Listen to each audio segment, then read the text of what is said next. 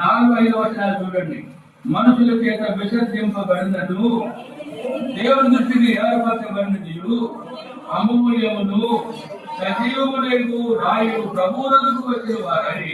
5వ వచనం, యేసుక్రీస్తు ద్వారా దేవునికి అనుకూలములకు ఆత్మ సంబంధమైన బలులు అర్పించుటకు పరిశుద్ధ యాజకులుగా ఉండినట్లు మీరు సజీవమైన రాళ్ళవలె నుండి ఆత్మ సంబంధమైన మందిరముగా కట్టబడుతూ ఉన్నారు.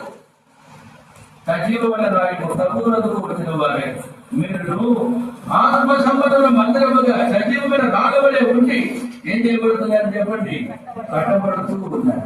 అందుకే దేవుడు ప్రజలుగా మరి దేవుడు ఎవరిగా ఏర్పరచుకున్నాడు లోకముల నుండి మనకు జ్ఞాపకం చేయబడుతున్నారంటే, మొట్టమొదటి ప్రవక్తకి వచ్చావు ఆ తర్వాత ఏ రాళ్ళు అయిపోయినా మనకు చెప్పండి, సజీవమైన రాళ్ళు అయిపోయినా. ఎందుకు సజీవమైన రాళ్ళు అయిపోయినావు? ఆత్మ సంబంధం మందిరముగా కట్టబడాలి మనం.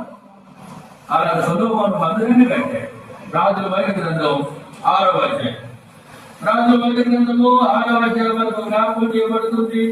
ఆ 6వ అధ్యాయంలో మనకి ఏం కనబడతా ఉంది అని మనం చూస్తాము అని అంటే, ఒక మాట కనబడి 7వ వచనం, అయితే మందిరము కట్టు సమయమున అది ముందుగా చిత్రపరిచి తెచ్చిన రాళ్లతో కట్టబడెను.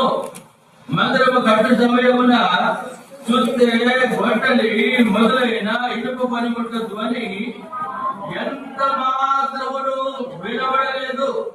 చూసారా, మందిరము కట్టు సమయములనంట చూస్తే గొడ్డలి ఇనుప పనిముట్ల యొక్క శబ్దము ఎంత మాత్రములో ఏం చేయాలని చెప్పండి, వినబడలేదు అని కనబడతా ఉంది. చూసారా, ఎందుకు వినబడలేదు? మందిరం కంటే